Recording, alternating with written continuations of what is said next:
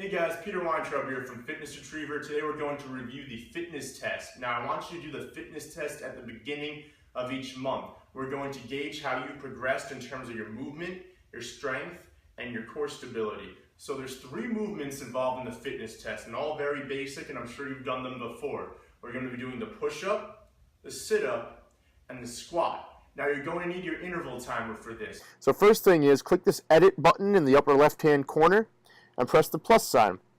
Click on name. First we need to name it, so just type in fitness test. Click back.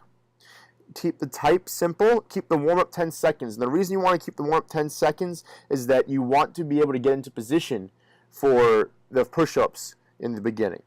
After this, the interval cycle, there are 15 sets in the fitness test. You're going to make this 15, then you're going to make the first interval high, not low, because we're going to start off with work the second the bell rings after the 10-second countdown.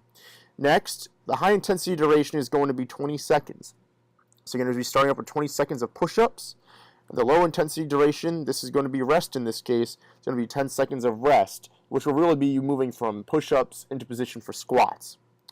Then you're going to click the back button, and then you're going to go to cool down, and you're just going to make this 0. At the end, you'll be told that the activity is complete. So when you're done, you click on fitness test, you press the start button, you'll see that it's counting down, warm up, that's the countdown.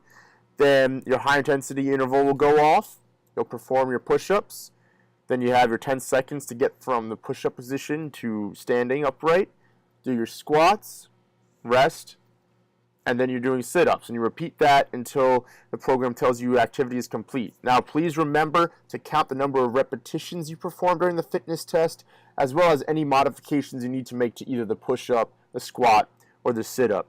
So I'm going to go into detail now on the floor in terms of how to properly perform the push-up, the squat, the sit-up, any modifications you may have to make in the beginning. So, see you on the floor.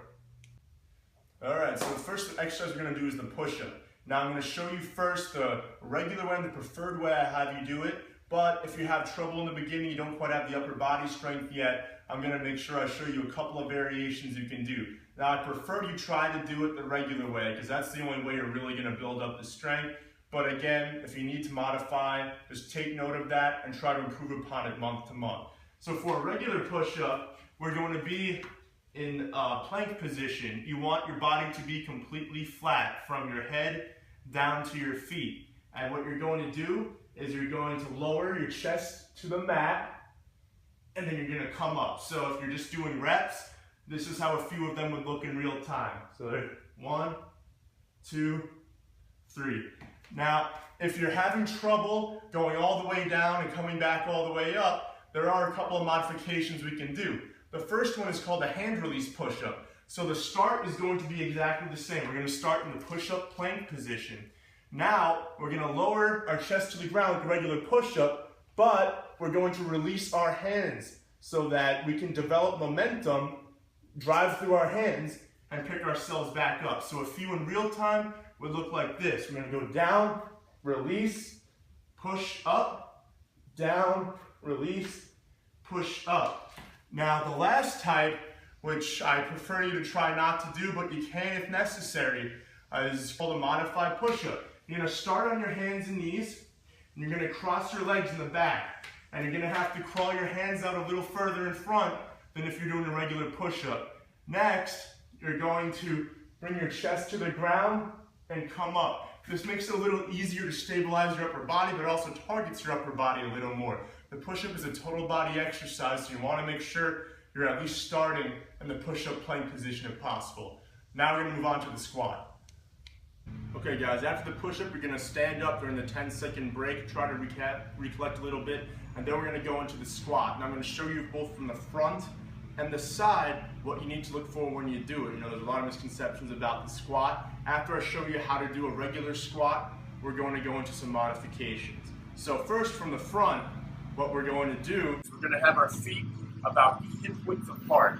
All right, our toes are going to be pointing straight ahead or slightly out. You don't want your toes pointing out like this. That's a common mistake a lot of people make. What you're going to do is you're going to pretend you're about to sit down onto a couch or a chair. So you're going to put your hips back first, so your butt's kind of about to sit.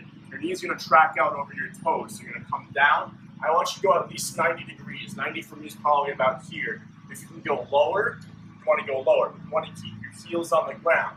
So to show you from the side, same thing. Toes pointing straight ahead, butt back first, chest up. You're going to come down below 90 degrees and then come back up. Down below 90 degrees, then come back up. Obviously during this, if you can go faster while keeping your form, I want you to do that. Now if you have bad knees, the perfect thing to use is a chair. If you're having issues with your knees, you can't even get to 90 degrees, we're going to start off with the chair. So the setup's going to be the same. You're going to have your feet hip width apart, you're going to thrust your butt back, and then you're going to lower yourself into the chair. When you make contact, I want you to drive through your heels and stand back up. Squeeze your butt on the way up too. So again, butt back, chest up, sit with good posture, and then drive through your heels and come back up. That's the squat. Now we're going to move on to the sit-up. All right, so the last movement we're going to do in the fitness test is the sit-up. Now there are a lot of misconceptions about this, but there's not a modification, so I really want you to try to get the full range of motion. If you can't initially, I want you to come up as far as you can. So I'm going to show you right now. So you're going to start off laying on your back, your legs completely straight, toes up, arms straight behind the head. You're going to drive your arms up and touch your toe. Come all the way back, come up, touch your toe. And you're going to do that for reps. Now, a lot of people are not able to go all the way. So if you come up and you can only get to here, that's fine. If it's here, that's fine. The goal over time is to try to get it so that you can actually go all the way up and touch your toes. All right, so those are the 3 movements for the fitness test. Now again, try to do this beginning of every month or 1 month from your start date. And I want you to try to gauge and measure how you're doing. If you had to modify your push-ups the first time you did it and now you're doing regular push-ups half the time, note that. Same thing with the squats. If you're squatting into a chair and then you develop the ability to do squats on your own without any assistance, we want to note that as well.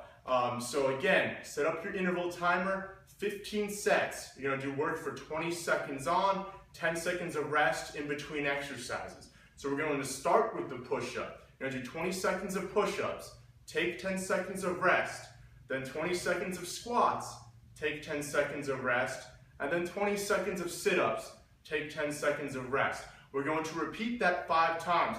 All I want you to do, there's going to be a form below this, is count the number of repetitions of push-ups, squats, and sit-ups you do over the totality of the fitness test. And I want you to compare that as well as your movement patterns with next month. This is Peter Weintraub from Fitness Retriever, and that's the fitness test.